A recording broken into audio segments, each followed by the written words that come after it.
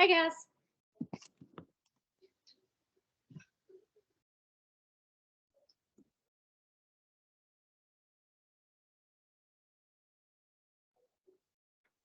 We're gonna hang out for a minute because there's some other people joining on. You guys doing okay today? Doing pretty good. How about you? I'm tired today. My little boy is sick and he did not sleep very well last night, which means I did not sleep very well last night, but we are making it this morning. Okay. Let's see.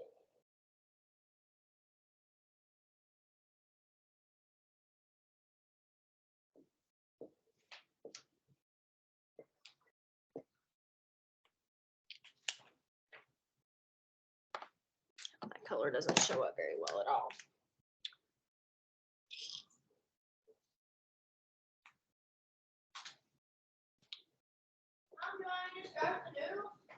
Yes, you can stir the noodles, babe.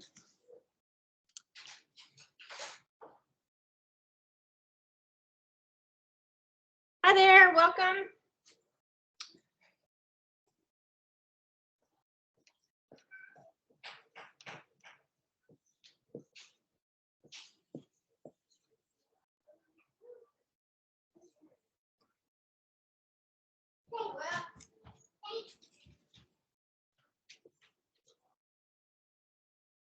Don't change the TV in the living room, Luke.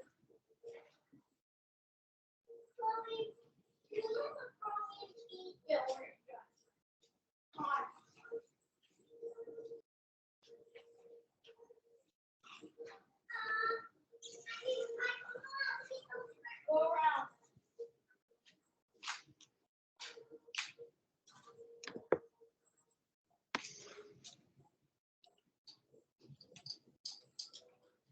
Let's see.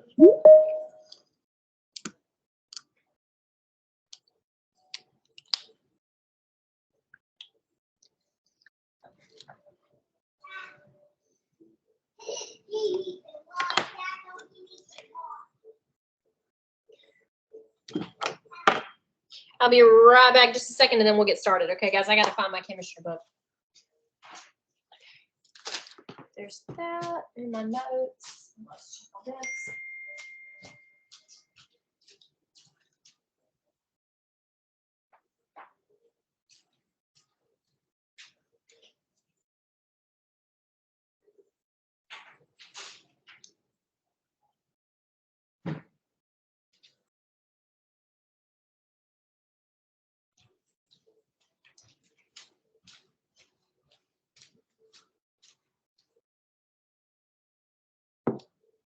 Okay, guys, we're going to go ahead and get started. So, in general, I want to know how you guys feel after our first kind of week of assignments. We feeling okay? We understand how to find our assignments. We understand kind of how to submit our assignments. Are we doing good in that regard? Yep, I'm doing pretty good. Okay, great. I have graded most of what's been submitted. I haven't finished going through your first virtual labs yet, but hopefully after our class today, you guys should be able to kind of self-check yourself, but I will try to get those back to you by the end of today, and give you some good feedback on that, so you can take your quiz on how to measure with the right measuring tools. So we're going to get started today, get our brains working. With a little kind of group activity. So on my little board here, I've got some measurements that we've made. So a lot of your reading this week was on how to tell if a number in a measurement is specific or if it's got error in it. The fancy word in your book it used was, is that digit significant or not? Right? So I want you to take a minute and I want you to try to use what you've learned, and I want you to see if this first one right here, 0.0004 milliliters, I want you to tell me how accurate that measurement is. And by how accurate that measurement is, I mean how many of those units in the measurement tell us its precision. If there's 1 unit in there that is significant, that's 1 degree of precision. If there are 2 units in there that tell us how significant that measurement is. That means it's got 2 degrees of significance or 2 degrees of precision. So you guys see what I'm asking? So let's look at this first one. And I want you guys, so I'm gonna give you all a couple minutes. Well, really a couple seconds. See if we can tell how many significant digits this first number has. When you think you've got a number, unmute yourself and let's shout it out. I believe it's 1. Okay, so I've got a 1 as a possible answer. Anybody confirm or dispute that answer? Thank you. Thank you for that. Anybody else? Is he right? You think he's wrong?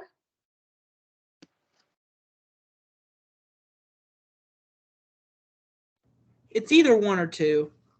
It's either 1 or 2. Okay, so for my friend who said it's either 1 or 2, which digits do you think are significant? Wouldn't it be the 0 that's right next to the decimal, or to the right side of the decimal, and the 4? This one? Yes, and the 4. And the 4. Okay. So, it could be 2 or it could be just 1. Let's see. Was it Ethan? Were you the one that said 1? Yeah, Yeah. So which one do you think is significant? the 4 is significant. 4 is significant. Okay. So for this one, for our rules, just to kind of go back over them, because the zeros kind of get a little funky, right? Obviously, anything that is not a 0 matters. That tells us actual factual information. So this 4 for sure is significant. So we know it's at least 1. So let's talk about these other zeros here. What is their purpose? Do they tell us anything other than how small our number is to begin with? They don't, really. So these zeros right here, we would consider placeholder zeros. So they are zeros that only tell us where our number starts, right? It's similar with these. If you look at this number, the 20,000 grams, there's no decimal point here. So these zeros are also considered placeholder zeros, just like these bad boys right here. And placeholder zeros will disappear if we put this number in scientific notation, right? So if they disappear, if they're just placeholders, they don't matter for our significance, right? So this one indeed only has 1 degree of significance, the same as this 20,000 grams down here. It's got 1. So even though this measurement is way smaller than that one, they both have matching degrees of precision.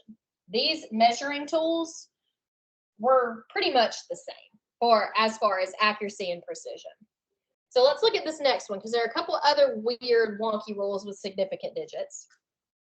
This 0 right here in 42.03 centimeters, is it a placeholder 0 like these?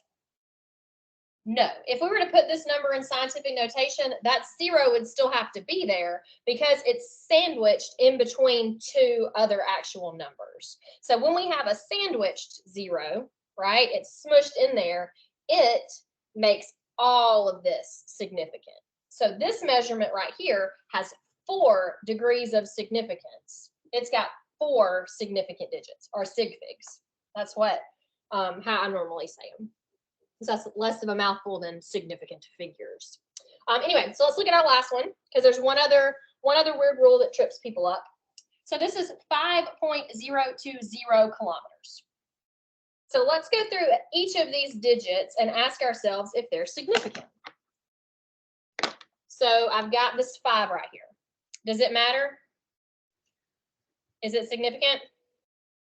Hopefully we're saying yes, because it's not 0. There's another one that's not 0. That's this 2, right? So this 0 right here in the middle, do we think that it's significant, or do we think that it's a placeholder? I think it's significant. It is significant. It's just like this one up here. It's sandwiched in between 2. It stays there. It's stuck. So yes, it is also significant. So far we've got 3. We've got this 0 hanging out here at the end. It's our last special case 0. So we can have a placeholder 0 that's at the beginning of a decimal number or at the end of a really big number. They're just placeholders. We can have a 0 that's sandwiched, or we can have a 0 at the end of a decimal number, right? So this 0 is really important because if we remember in our reading, we're able to guess the last digit of a measurement. So this is our last 0 here. This 0 is where our measurement ended. So it is important, right? So that means when we measured this, we rounded closer to the line than not, right? So if we were using like a ruler, it would be real close to that 0 line. So we estimated it. So these ending zeros are significant. So this one would have 1, 2, 3, 4 significant figures too. So that's sometimes that's kind of confusing. Another example of that kind of last 0 there would be, let me erase this.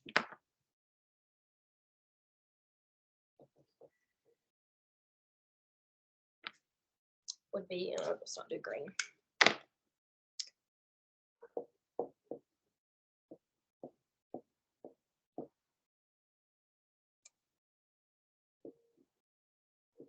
We'll do kiloliters, right?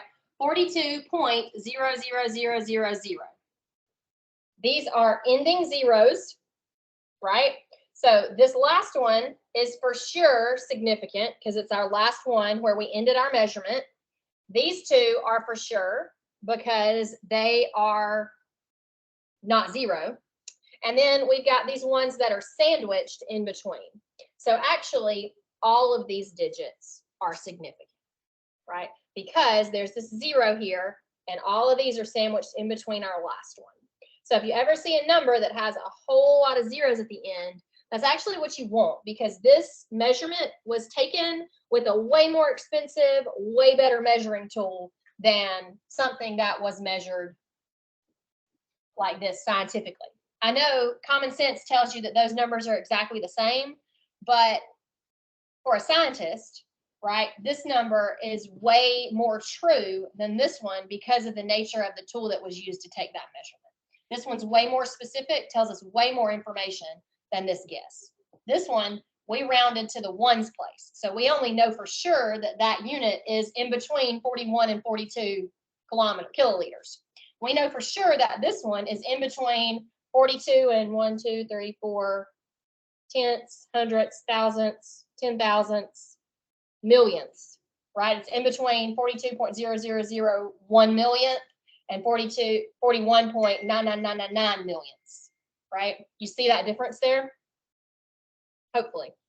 As we work more with measurements, hopefully it'll get a little clearer. Anyway, so any questions about significant digits? We want to see a couple more examples. You guys feel good and we're ready to move on to the next thing. You tell me, this is your time. I feel pretty good about it. Okay, good. Yeah, the examples made it actually clearer to me than the book did. Great. Okay, so when we, so the next thing was significant digits, and where it really comes into play is when we do stuff with those measurements. So let's say we were trying to calculate the area of my phone screen, right? So my phone screen is cracked. I got to get it replaced. I need to know the size of the screen.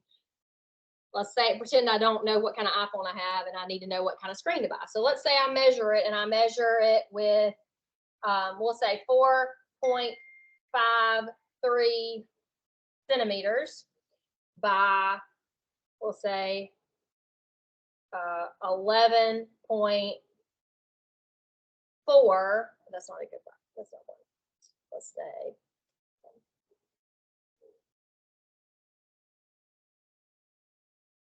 8 centimeters.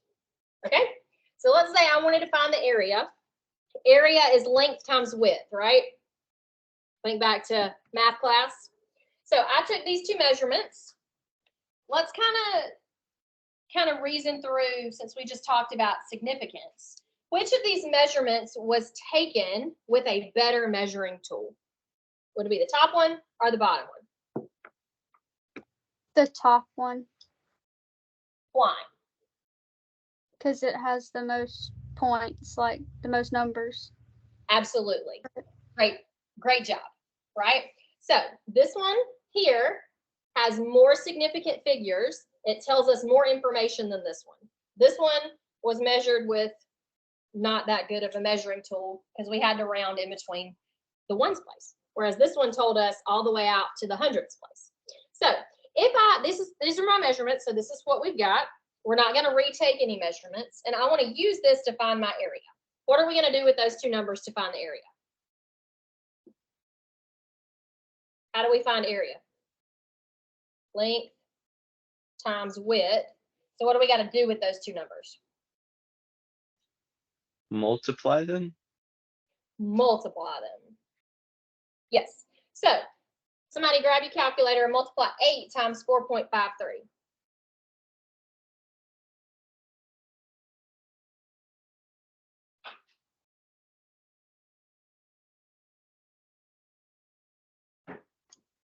$36.24.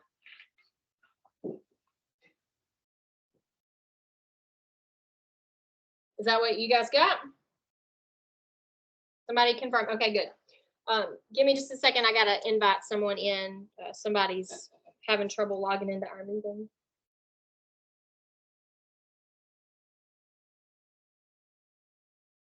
You guys ever done a class online before? Kind of. Yeah, my old co-op, we did on Zoom for COVID and all that, so it was difficult to learn Zoom. Well, less of a learning curve this time, right? Meh, a little bit. We'll make it work. Google Classroom is not my friend at the moment. I had planned out over the summer our entire year for chemistry, and then I found out the Monday before our first meeting, that the website I was using was closing down effective September 1st. So Google Classroom is my second option, and I'm having some trouble making it do what I want to do. So let's see. Okay, so this number right here, what would the unit on this number be?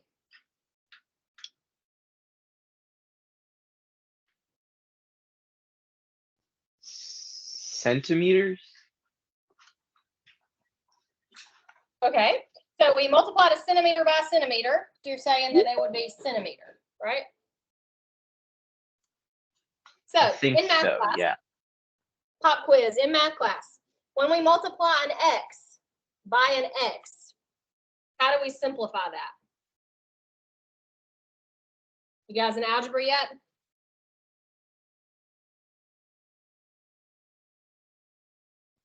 I completely forgot all of algebra over the summer, so I don't remember. Oh no. Let's see.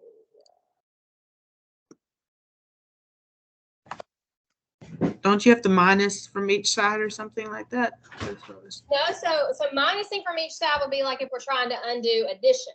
So this is multiplying something by itself, right? So in this instance where we have an x times an x,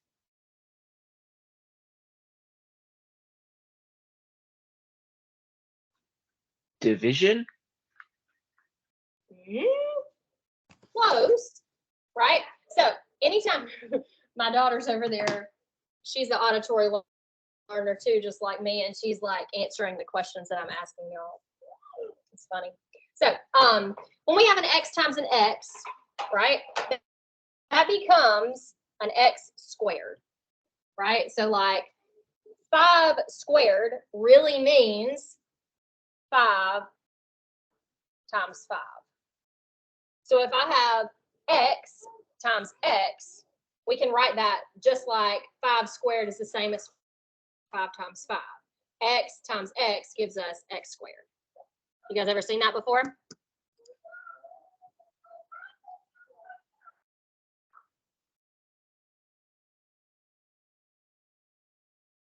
Did I just blow y'all's world? Yeah. Look through in your math book, I promise, right? So, x squared. So if I have a centimeter and I'm multiplying it by a centimeter, what do you think we're going to do here? Centimeter times Squared. centimeter. So It's gonna centimeter be- squared. It's going to be squared, yes. Okay. So that's why in your book when it talks about derived units, this is a derived unit. We had to do some math. We had to manipulate it to come up with that unit. It's not a normal unit. We didn't measure this, right? We measured the components of this number right here, right? So that's when it talks about like density, as we get deeper on into other things where we manipulate even more. Manipulated unit or a derived unit is one that we didn't measure directly, we measured it indirectly. But that's not the whole point here of this activity. This number right here, how many significant digits does it have? 4.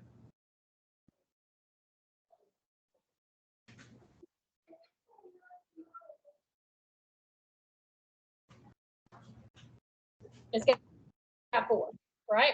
Do either of my measurements that I actually took have 4? No. No. So how come I can report my answer to 4 degrees of precision when my 2 measurements respectively had 3 and 1? Does that make sense? No. I don't know this specifically to be true, right? My answer is bound by my least specific measuring tool. You guys ever heard the phrase, you're only as strong as your weakest link? Like a team is only as strong as its weakest member. Same with measurements. We're only as strong or as true as our least true measurement. So which of these was our least true measurement? Was it the width or the length? The length. It had 1 significant digit, right? So how many significant digits do you think my answer can have? 1, right? So instead of this nice, specific, really precise answer, because of how lousy this measurement was, my answer is equally as lousy. So I would have to round this to 1 significant digit. So here's the trick for rounding 2 significant digits. Real simple. We've got this whole number here. We start over here at the right.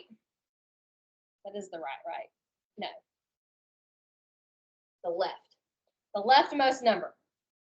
And we underline however many significant digits we can have. So here we can have 1 significant digit.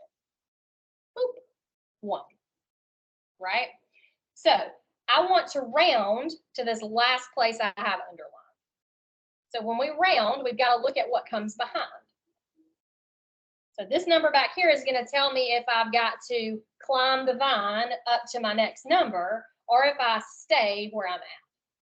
So if it's 4 or less, you stay down. If it's 5 or more, you climb the vine up to the next one. Okay, so this number is a 6. So what do we have to do? Do we stay at 3 or do we go up to a 4?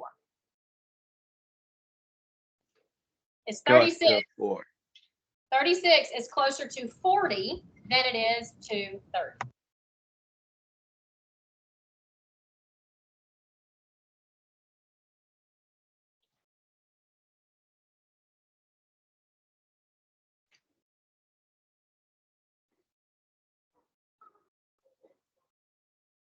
Yeah, so around here, so it's the only significant unit that we can have.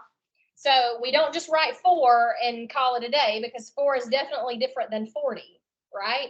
But I can keep my placeholder here.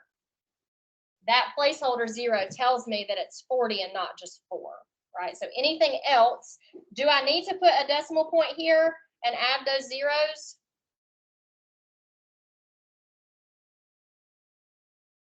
I see some people shaking their heads. And that's right. Because since I put this decimal point here, that would make all of these zeros significant, and that's not what we want. So our answer that we can report that matches our least good measurement would be 40 centimeters squared.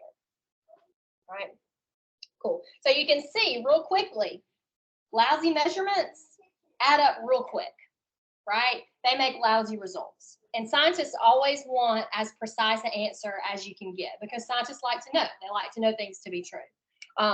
And you'll see measuring tools that give us lots of significant digits cost a whole lot of money, right? Because they have been designed, they've been calibrated meticulously to give us that degree of importance. Because it's really practical, right? Cool. Any questions about that? How we use significant digits? So in multiplication, you follow the same process.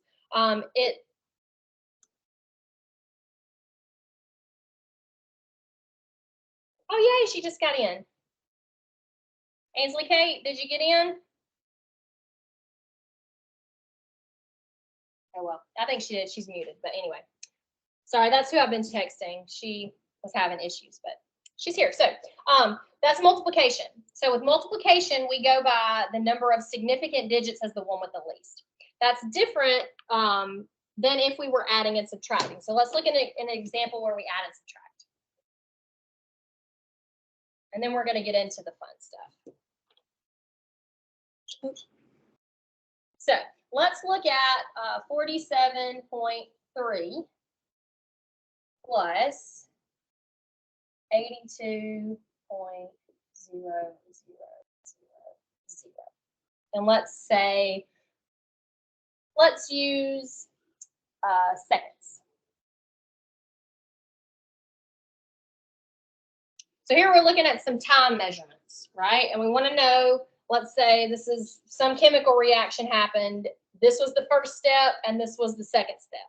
And we want to know overall how long that reaction took, right? So we're adding, and we've got a number over here that has 3 significant digits and a number over here that has how many? How many does this number have? Can y'all see that?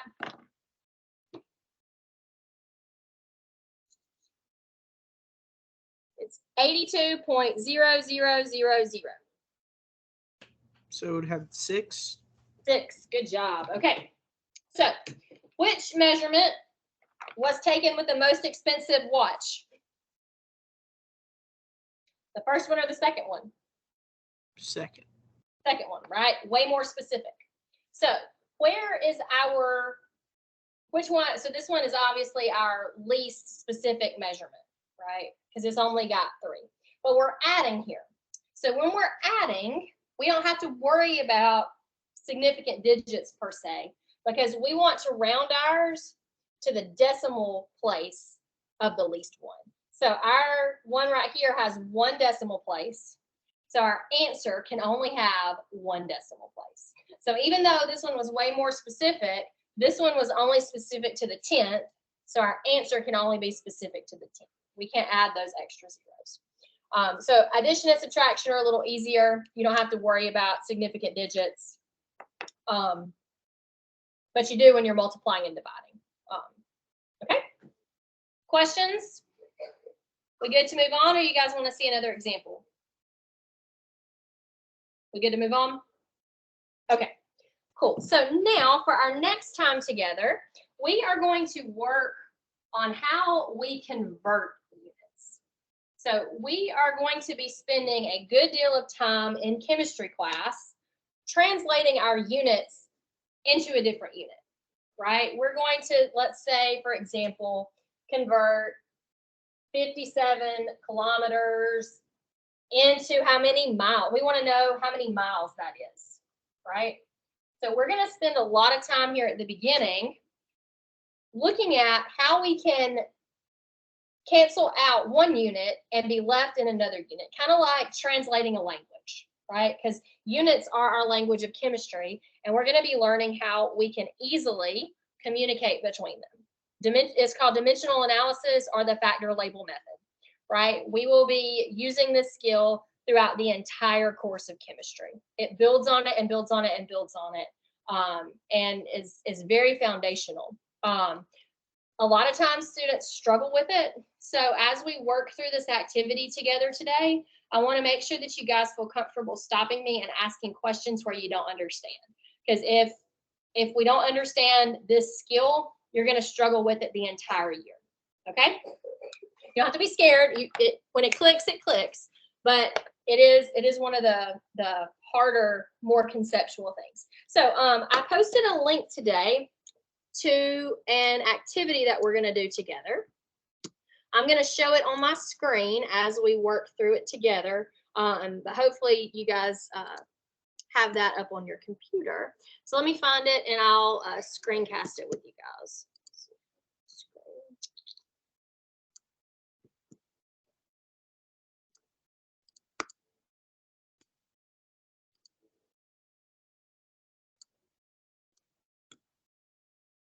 Let's go to my Google Drive.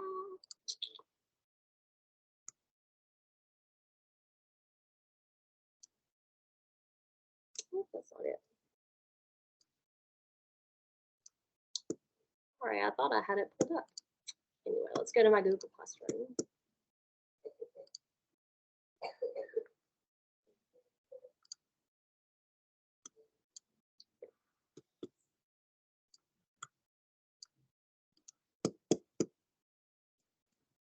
So in this activity, we have a model. So this is called a POGIL. We will do lots and lots of these. It's called a process-oriented guided inquiry lab. And it's meant for you to come to an understanding of these concepts yourself based on what you see and observe within the model. So this is just like a giant science experiment where we're learning together how all these things are related. So in this model, we have a car trip, right? So we know some information. We know and are given that 90 miles is however long the car trip is, that it takes 75 minutes to travel those 90 miles. In that trip, it consumes 3 gallons of gas. There's a $12 cost. The person takes 1 bathroom break. And this is really old, so you guys probably don't know what an iPod is, but it's a way to listen to music, kind of like your iPhone, way back in the day before iPhones were a huge thing. So they listen to 27 songs on the radio or 27 podcasts, whatever. You guys get the picture, right? So we are going to work through these together and kind of see how all of these pieces of information are related in our car trip. So question number 1, how long does it take to drive 90 miles? Based on our information up there, how long would you guys say it takes to drive those 90 miles? 75 minutes. 75 minutes. What about the next question? Question number 2, how long does it take to drive 180 miles? 150 minutes. How'd you figure that out? I added 75 plus 75 Why did you do that? because it was double the amount of miles. Okay, that's right. Good. So it would take twice as much time to travel twice as many miles. That's what I heard you say. Right? Because it's double. Yep. Good. Number 3, how many miles can you drive on 3 gallons of gas?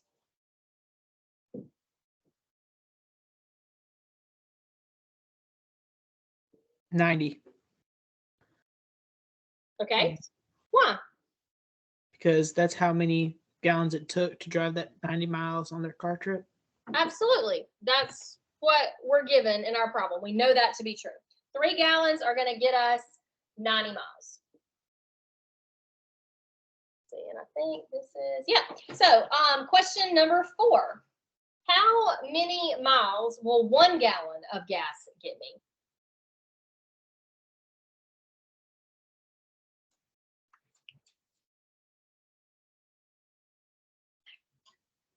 What'd you 30. guys think? 30. What made you think that? It was 1/3 of 90.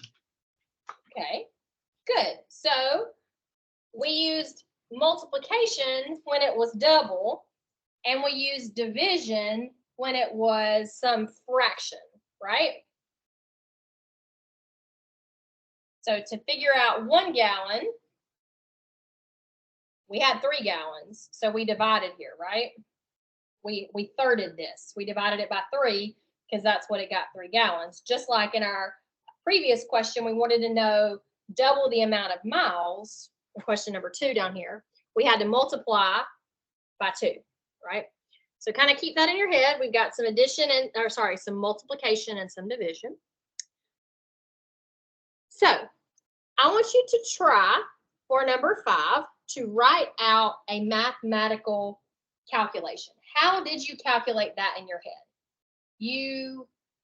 I heard about a third. I mentioned some division. So I want you guys to take for a minute and show how you solved it mathematically and include a unit in your answer. You guys think you can do that? Okay. Show it on your screen when you got something.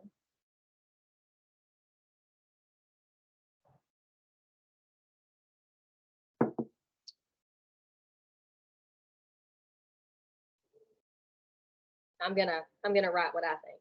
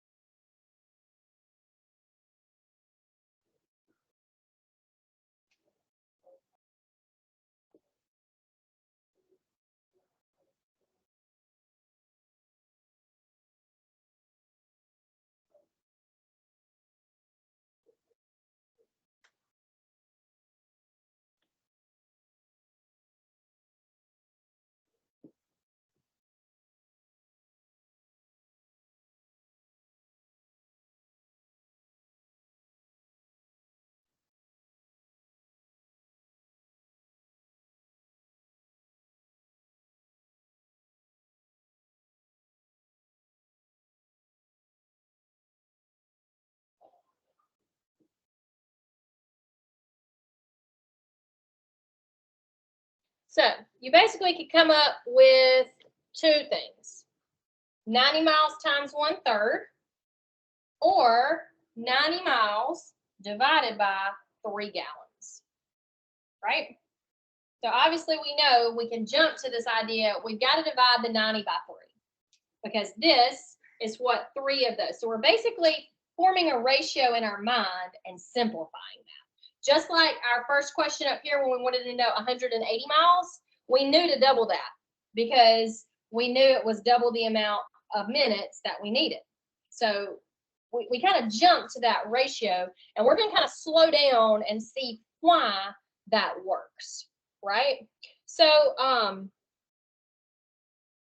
these are all these kind of statements that we're pulling out from this model are called fractional relationships or equivalent statements, right? So 90 miles is equal to 75 minutes. 3 gallons is equal to 90 miles.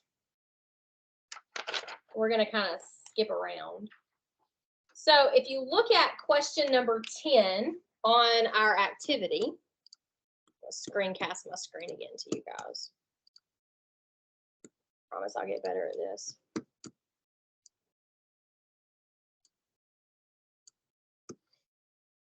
We skip down here.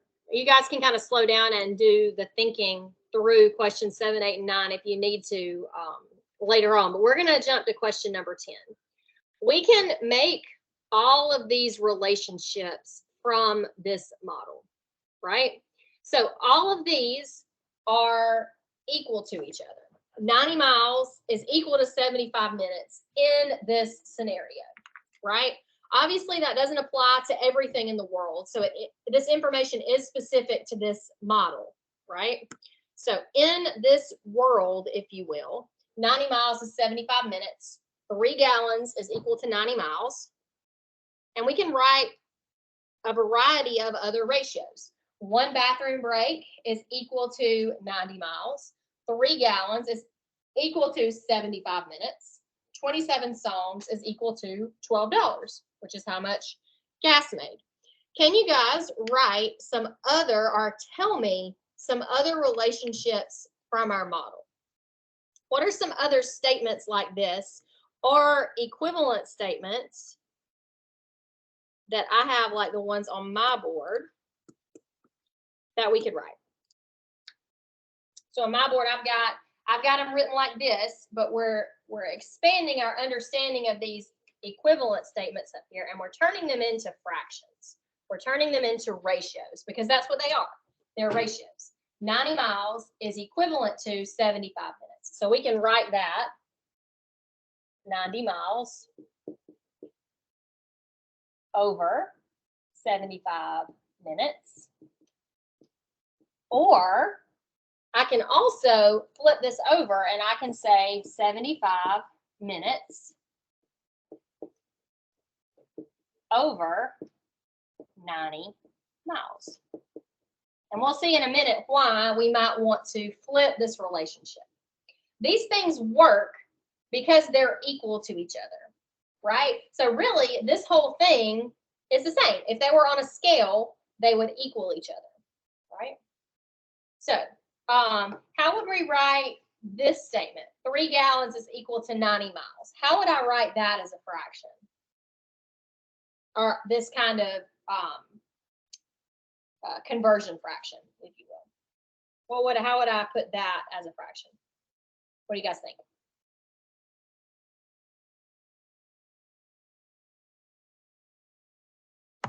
Would it be 90 miles over 3 gallons? Okay, what's another way? 3 gallons with over 90 miles. Yeah. Why would I want to use one over the other? So we can write it 90 miles over 3 gallons, or 3 gallons over 90 miles, right? Why would I want one over the other?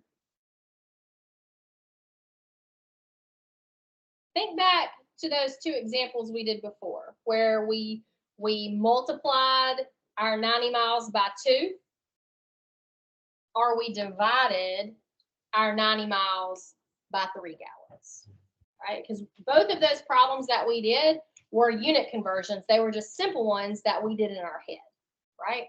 So let me show you guys what I'm talking about. Let's say we wanted to figure out, using these 2 things, let's say we wanted to figure out how long it would take us to travel 270 miles.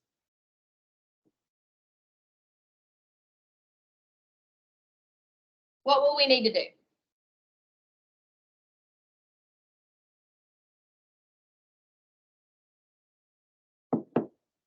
What you think?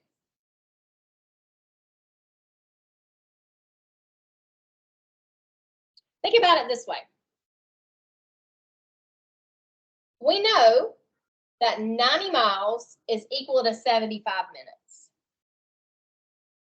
Isn't this number right here related to my 90 miles? Aren't they even multiple of them? Isn't that 3 times? So I would multiply this by 3. That's what you guys just did when we started this activity. You did it in your head without even realizing it. But now we're going to show you the mathematics behind that. So this statement up here is my relationship.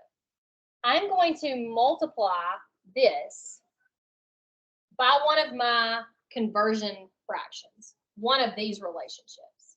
And I can put miles on the top, or I can put miles on the bottom. We just saw that example, right? So why is it important where I put the miles? If I put 90 miles up here, and I put 75 minutes down here, and I multiplied that out, what would my answer be and what would my unit be?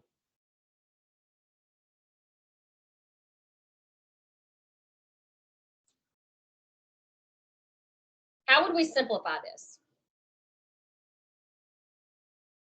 You guys got the simplifying fractions in your math class yet? Okay, so let's pull forth that knowledge. Let's reclaim it. It's in there. I know it is. Right? So Go ahead. don't you put the 270 miles to make it like a fraction like the other side? Don't you put it above a 0 Really, there's just like a big one. or under, 1? right? So when we have a bunch of fractions multiplied together, we literally just smush them together. So whatever is on the top gets multiplied. Whatever's on the bottom all gets multiplied, and we end up with just one fraction. And a fraction is really just division. So at the end, when we simplify everything, we just do division, divide the top by the bottom, and that gives us an answer. So to simplify this big boy, we would take 270 times 90, which is, let's see what that is, 270 times 90. So we've got 2433. And what's a mile times a mile? Because remember, our units have to stay there unless they some way disappear. Miles squared. Isn't that a mile square? And over this 75 minutes times 1. Did that math seem really hard? Did it help us figure out how many minutes it's going to take me to travel 270 miles? Not at all, right? We're left with this crazy miles squared divided by minutes, which is really weird, right? We don't communicate distance and time with that, do we? So even though all of this is true, we traveled this many miles, and we know that this statement is true. So let's try the same math, but let's flip our conversion statement. So we had miles on the top that time. So let's put our 75 minutes on the top and our 90 miles on the bottom. Now let's go through the steps. So how do we simplify this fraction? This is the same math as last time, right? We have not changed anything. This statement is still true. It's still really 1 because those are equal to each other. And we haven't changed our beginning one. But let's see if anything about our fractions smushing together has changed. So remind me again how we simplify this. What we got to do.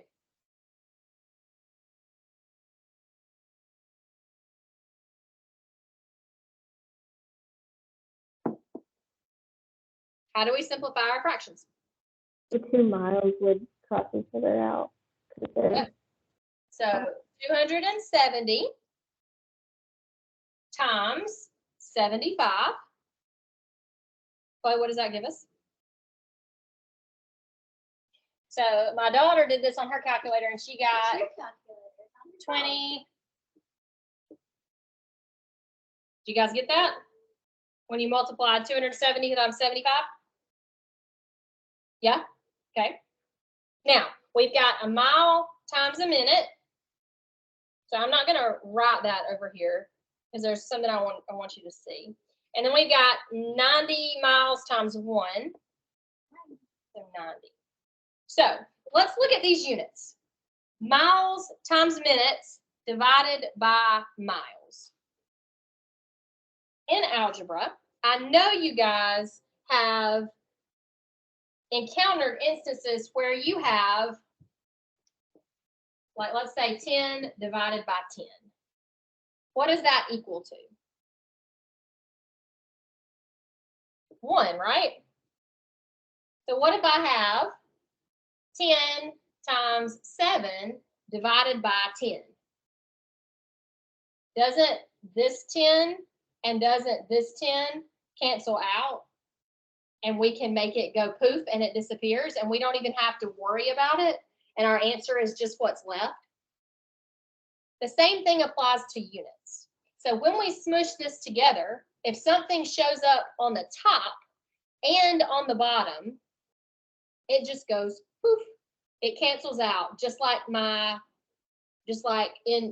number, right? So I have a mile on the top, I have a mile on the bottom. Mile divided by mile is 1, no. If it's multiplied, it's squared. Here it's being divided. So anything divided by itself is just 1. Same for units. The only unit I'm left with is minutes, right? So my answer over here is 20,250 divided by 90. And the only words that don't cancel out is minute. Isn't that what I wanted to know when I set out to do this problem? How many minutes it took me to travel that many miles, right? So you guys can see we have to be smart and pick what way we use our given information. We can flip our fraction the way we need to flip it in order for us to accomplish our goal. We want to make it simple, not hard. So that's a guide. As you work these problems and you do your math and you look at your units and you get some crazy unit where nothing has canceled out, you know you've done your problem wrong, and you need to look at how you have your fractions set up, okay? And that'll get a lot easier as we start working some more of these problems. So let's look back now. I want to be diligent for our time, so because you guys have been on here doing a lot of math for an hour. I know y'all are tired. Let's look back at our POGIL and go through a couple more examples. And then we will call it a day. So looking down here, so the relationships that we just worked with are called conversion factors. We can use them whatever way we need to use them in order to cancel out what we don't want or what we start with and end up with what we want. So let us try to work a problem down here. So let's go to question 17. This is going to give you guys some more examples of what I mean when things cancel out. Can we work problem 17 without doing any hard math? What all can cancel? Can anything cancel, or do we just need to whip out our calculator and start punching in numbers? The 17 and the 13 can cancel out Okay, why can they cancel out? because there's one of each on the top and one of each on the bottom. Yes. Okay, so remember, our units work exactly the same way. So anything that shows up on the top and shows up on the bottom of a fraction literally goes poof and disappears. So if we're looking at this problem, you can see it's kind of worked down here for you. They've canceled everything out. So the 17 goes away because it shows up on the top and the bottom. We're only left with 6 times 3 divided by 9, right? So now, if we're looking at our units right here, question number 19, miles times songs times gallons divided by miles times gallons. How can we simplify all of those units? Can anything cancel?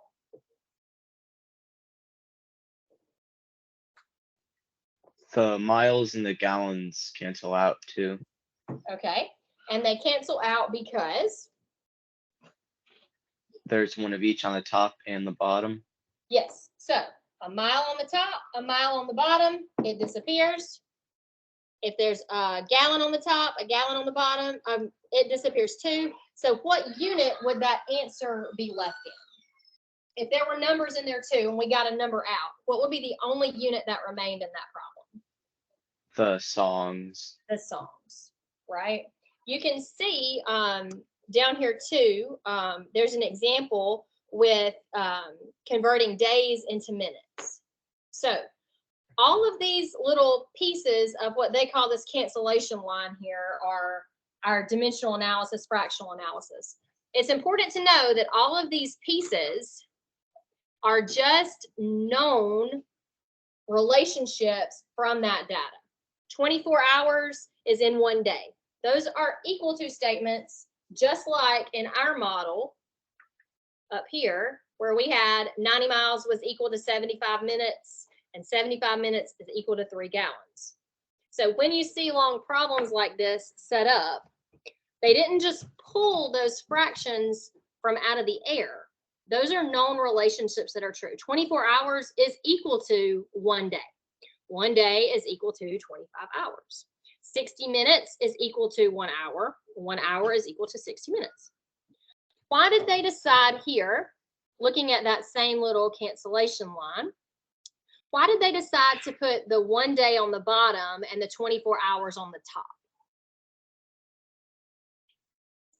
Why didn't they decide to flip that fraction around and put 1 day on the top and 24 hours on the bottom?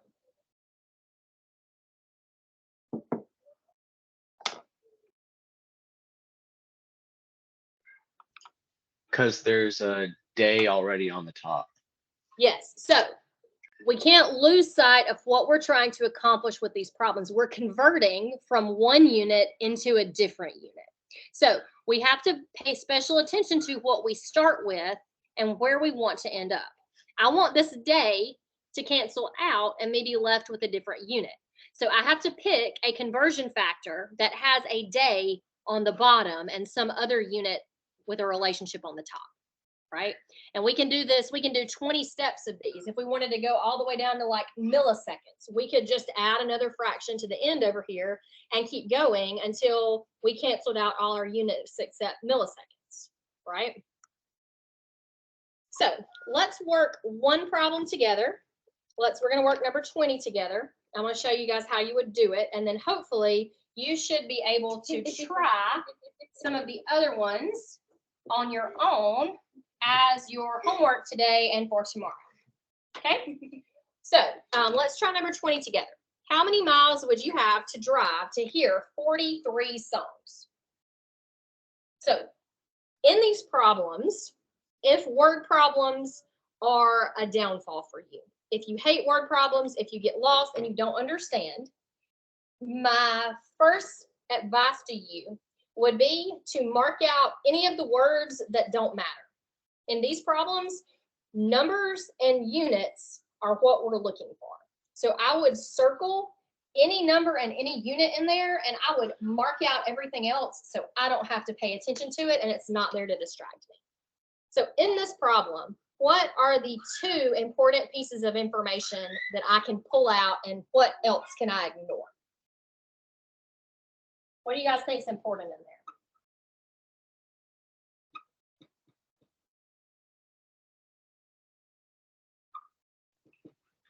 there? The miles and the 43 songs.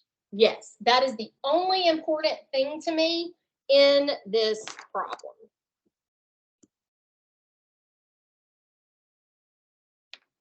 Okay, so I've got 43 songs and I want to figure out how many, that's a question mark there, it's not 7, how many miles that is. So I'm going to start with 43 songs. What am I going to pick to allow me to cancel out songs and get closer to miles? Do I know something from my model that allows me to connect those two measurements? Let's go back and let's look at our model and let's see. Okay, so we're up here at the top and we're trying to go from songs into miles. So is there a relationship there that is going to allow me to connect songs and miles?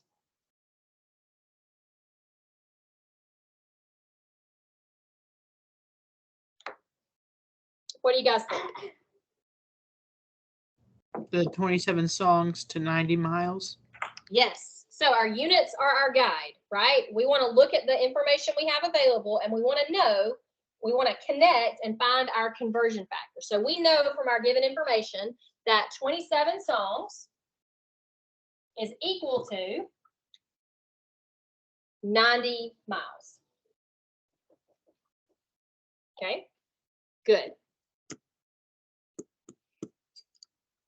Okay, so now I've got that up here. 27 songs is equal to 90 miles. So right here, it's my equivalent statement. I want to turn this truth into a fraction that is going to allow me to cancel out songs and be left with miles. So which one of these pieces gets to go on the bottom of my fraction? Do I put the 27 songs on the bottom, or do I put the 90 miles on the bottom? The songs go on the bottom Why do the songs go on the bottom? because the 43 songs will end up on top of their fraction. Yes. So I put 27. And remember, I'm trying to make my songs go poof and disappear. The only way I'm allowed to do that magic is if a song shows up on the top and a song shows up on the bottom, right? So 27 songs is equal to what goes on the top? This went on the bottom. So what goes on the top? The 90 miles. 90 miles. Okay. Now, it's important here to slow down and do the thinking. This is equal to 1, right? 90 miles is the same thing as 27 songs in this world, right? So I am not changing this value at all. I am simply changing the unit that it is expressed in. In this world, 43 songs is going to be equal to some amount of miles. So I'm not changing this number, I'm just changing the language of it, right? So kind of keep that in mind as we get to these more complicated concepts. We will eventually use this skill to figure out exactly how many atoms are in a handful of salt, right? I'm going to give you guys a piece of chalk one day, and we're going to figure out exactly how many atoms of sodium carbonate are in that piece of chalk, right? Using the same kind of math here. So that's the kind of endpoint, so you can kind of see where we're going with all this. So let's do this math, and then we'll be done for today because we're 3 minutes late. So how would I simplify this and get an answer?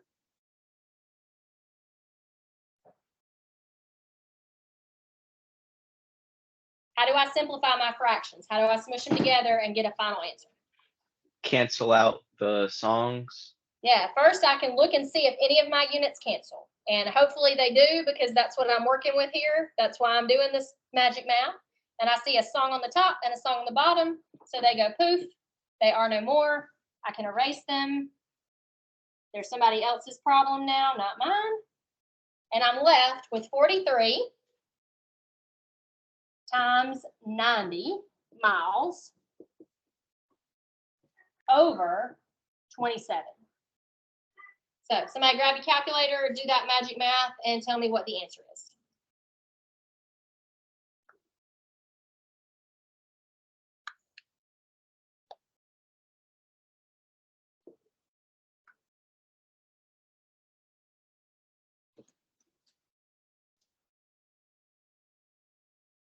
Where are you going? I got my calculator. Anybody got an answer?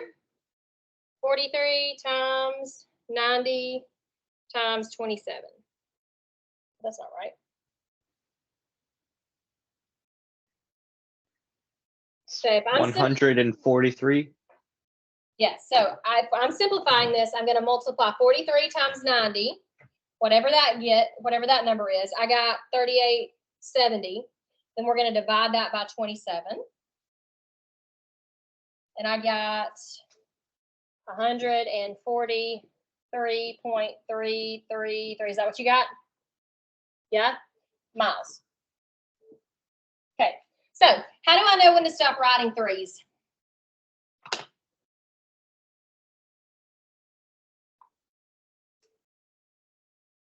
Think back to my measurements, right? We're multiplying here. So my measurements up here, well, that significant digits don't count for these because they're all like counted items. So I would round to the nearest whole number. So I could really just skip all these if I'm trying to be significant, and I would round that to 143 miles. Okay? So what I want you guys to do for the rest of today's assignment, I want you to look through the rest of the Pogles and the questions. And I would like for you to attempt question 24 and 25. Okay, so I will post some videos, and then there is a section in your textbook, the next section on math unit conversions. So just try it. You can be completely wrong, but I will post an answer key for this tomorrow, so you guys can check your work, and we'll do some more work with this in the assignments for the rest of the week, okay? And then if you've had a chance to look at our lab, you'll know that our lab on Thursday will be doing lots and lots of unit conversions. So there will be plenty of time for you to practice this, but hopefully today you've had it grounded into your head that a unit, to cancel it, it has to show up on the top and the bottom of a fraction, right? Are there any questions today before we leave? Great, you guys have been great today. Thanks for hanging in there. We went a little bit over, but we did some good work. I'll see you guys later. Bye. There you go.